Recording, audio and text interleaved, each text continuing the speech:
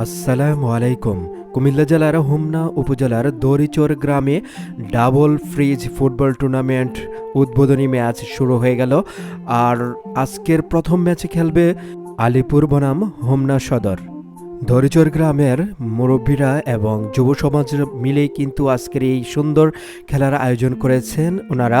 এই টুর্নামেন্টটি কিন্তু দীর্ঘ অনেক বছর পর কিন্তু এই দড়িচর গ্রাম থেকে ছাড়া হলো, যেন এই গ্রামের ছেলেরা, আশেপাশের যে যুবকরা আছেন সবাই যেন মাদক থেকে যেন দূরে থাকতে পারে, খেলাধুলায় যেন আকর্ষণ তাদের থাকে, সেই জন্যই কিন্তু এই খেলার আয়োজন করা হয়েছে। দেখেন কি সুন্দর দড়িচর খেলার মাঠটি আজকে যেন কোনো ফিফা স্টেডিয়ামের মতো দেখা যাচ্ছে, কালারিং হয়ে গেছে কিন্তু পুরো মাঠ জুড়ে দেখতে পারতেছেন কত সুন্দর লাগতেছে এই দড়িচর মাঠের এই পরিবেশটা।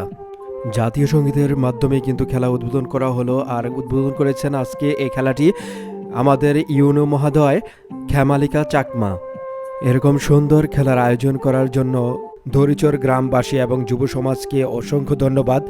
আর দেখেন দড়িচর গ্রামটি কত সুন্দর সবুজ শ্যামলময়, যেদিকে তাকাবেন দেখবেন শুধু সবুজ গাছপালায় ভরপুর এই দড়িচর গ্রাম জুড়ে। দড়িচর মাঠটি কিন্তু বিশাল বড় একটি মাঠ, আর এটি কিন্তু স্টেডিয়ামের থেকে কিন্তু কোনো অংশে কম নয়। আর এই মাঠ জুড়ে দেখেন কত মানুষ আজকে কিন্তু ভিড় জমে আছে। আর সমস্ত দড়িচর গ্রামটা দেখেন কত মনোমুগ্ধকর এই গ্রামের প্রাকৃতিক দৃশ্যগুলো। দূর প্রবাসে আছেন এই গ্রামের অনেক ভাই ব্রাদার, সবাই কিন্তু এই খেলাটি সরাসরি দেখতে পারতেছেন না। আপনারা হয়তো এই আমার ভিডিওর মাধ্যমে সামান্য হলেও আপনারা মনের স্বাদ একটু হলেও পূরণ করতে পেরেছেন যে এই গ্রামের এই সুন্দর উদ্বোধনী ম্যাচের খেলাটি কিন্তু খুব সুন্দর খেলা হচ্ছে এই দড়িচর মাঠে। আপনারা যখনই দেশে আসবেন অবশ্যই আপনারা টুর্নামেন্টে অংশ নেবেন আর নিজে চোখে খেলা দেখবেন, নিজেরা খেলবেন।